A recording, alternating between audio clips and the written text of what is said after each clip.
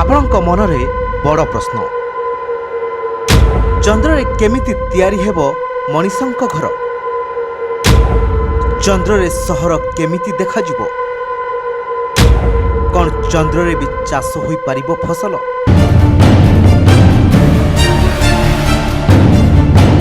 ଏମିତି ଅନେକ ପ୍ରଶ୍ନ ଏବେ ଆପଣଙ୍କ ମନରେ ଉଙ୍କି ମାରୁଥିବ। ମନୁଷ୍ୟ କ'ଣ ଚନ୍ଦ୍ରରେ ଯାଇକି ରହିପାରିବା ସମ୍ଭବ ହୋଇପାରିବ? କିନ୍ତୁ ସେପଟେ ବୈଜ୍ଞାନିକମାନେ କହୁଛନ୍ତି ଚନ୍ଦ୍ରରେ ଏବେ ମନୁଷ୍ୟ ରହିବା ସମ୍ଭବ ନୁହେଁ। କିନ୍ତୁ ସେପଟେ ବିଜ୍ଞାନ କହୁଛି ଏବେ ଚନ୍ଦ୍ରରେ ରହିବା ସମ୍ଭବ ନୁହେଁ। କିନ୍ତୁ ନାସା କହୁଛି ଆଗାମୀ ଭବିଷ୍ୟତରେ ଚନ୍ଦ୍ରରେ ମନୁଷ୍ୟ ରହିପାରିବ। କିନ୍ତୁ ଏଠି ପ୍ରଶ୍ନ ଉଠୁଛି, ସତରେ କ'ଣ ଆମେ ଚନ୍ଦ୍ରରେ ରହିପାରିବା? 60 ବର୍ଷ ପୂର୍ବେ ବିଶ୍ୱରେ 100ରୁ ଅଧିକା ମୁନ୍ ମିଶନ ତିଆରି ହୋଇଛି। ସବୁ ମିଶନକୁ ସଫଳତା ମିଳିନାହିଁ, କିନ୍ତୁ ଚନ୍ଦ୍ରକୁ ନେଇ ଆପଣଙ୍କୁ ହଇରାଣ କରିଦେଲା ଭଳି ତଥ୍ୟ ଏବେ ସାମ୍ନାକୁ ଆସିଛି।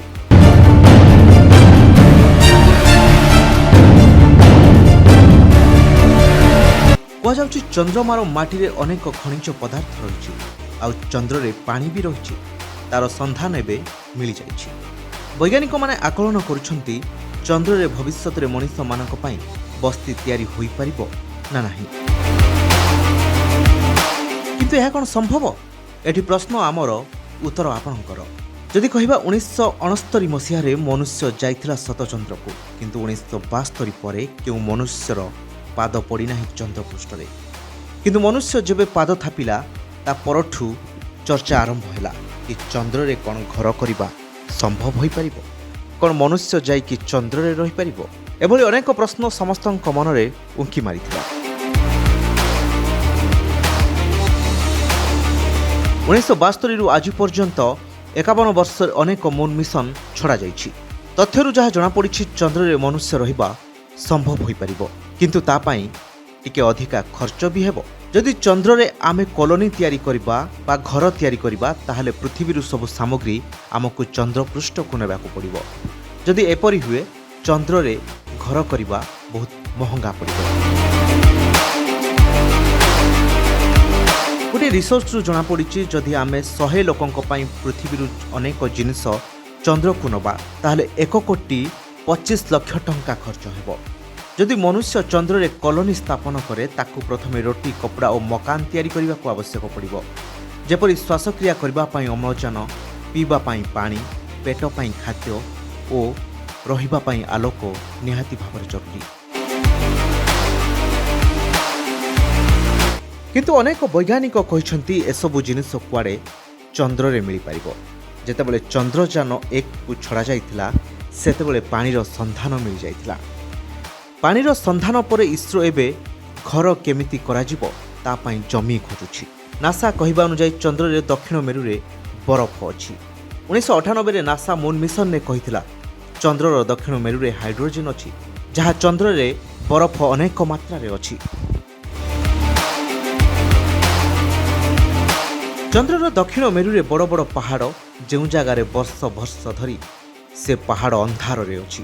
ଆମେରିକାର ନାସା କହିବା କଥା, ସେହି ଅନ୍ଧାର ଭିତରେ ପର୍ଯ୍ୟାପ୍ତ ପରିମାଣର ବରଫ ରହିଛି। ଅନୁମାନ କରାଯାଇପାରେ 1000 ବର୍ଷ ପୂର୍ବରୁ ଚନ୍ଦ୍ରର ଦକ୍ଷିଣ ମେରୁରେ ପାଣି ରହିଛି। ଯଦି ଚନ୍ଦ୍ରଯାନ 3ର ବିକ୍ରମ ଓ ପ୍ରଜ୍ଞାନ ବରଫକୁ ଖୋଜି ଦିଅନ୍ତି, ତାହେଲେ ଚନ୍ଦ୍ରରେ ଜନବସତି କରିବା ସମ୍ଭବ ହୋଇପାରିବ। କିନ୍ତୁ ଆମକୁ ପୂର୍ବରୁ ସଂକେତ ମିଳିସାରିଛି ପାଣିର। ଚନ୍ଦ୍ରରେ ସେହି ଜାଗାରେ ପାଣି ଅଛି, ଯାହା ସୂର୍ଯ୍ୟଙ୍କର କିରଣ ସିଧାସଳଖ ସେ ଜାଗା ଉପରେ ପଡ଼ୁଛି। ଯଦି ଚନ୍ଦ୍ରଯାନ 3 ଚନ୍ଦ୍ରରେ ପର୍ଯ୍ୟାପ୍ତ ପରିମାଣର ବରଫ ଖୋଜିଦିଏ, ତାହେଲେ ମନୁଷ୍ୟ ଚନ୍ଦ୍ରରେ ବାସ କରିପାରିବ। ଆସନ୍ତୁ ଆମେ ଆପଣଙ୍କୁ ରାସାୟନିକ ବିଜ୍ଞାନ ମାଧ୍ୟମରେ ଟିକେ ବୁଝାଇଦେବୁ।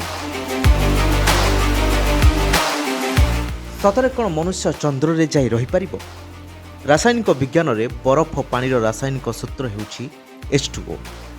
ପାଣି ଓ ହାଇଡ୍ରୋଜେନ୍ 2:1 ଅନୁପାତରେ ରହିଥାଏ।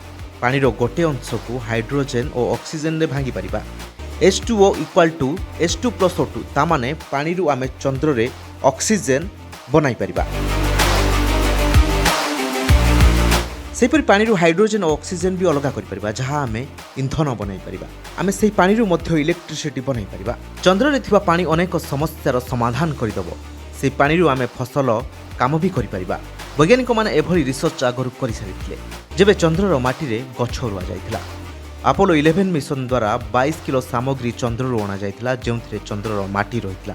ବୈଜ୍ଞାନିକମାନେ ଆକଳନ ବି କରିପାରିନଥିଲେ ଚନ୍ଦ୍ରରୁ ଆସିଥିବା ମାଟିରେ ଗଛ ବି ସୃଷ୍ଟି ହୋଇପାରିବ। ଯଦି ଚନ୍ଦ୍ରର ଦକ୍ଷିଣ ମେରୁରେ ପାଣି ନ ମିଳେ ତାହେଲେ ଚନ୍ଦ୍ରରେ ବସତି ସ୍ଥାପନ କରିବା ମନୁଷ୍ୟ ପାଇଁ ଅସମ୍ଭବ ହୋଇପଡ଼ିବ। ଦର୍ଶକ ବନ୍ଧୁ, ଆମ ଭିଡ଼ିଓଟି ଆପଣଙ୍କୁ କେମିତି ଲାଗିଲା ଆପଣ ଆମକୁ କମେଣ୍ଟ ମାଧ୍ୟମରେ ଜଣାନ୍ତୁ। ତା ପୂର୍ବରୁ ଆପଣ ଆମ ଚ୍ୟାନେଲକୁ ଲାଇକ୍, ସବସ୍କ୍ରାଇବ୍ ଆଉ ଏ ଭିଡ଼ିଓକୁ ଅଧିକ ମାତ୍ରାରେ ସେୟାର କରନ୍ତୁ।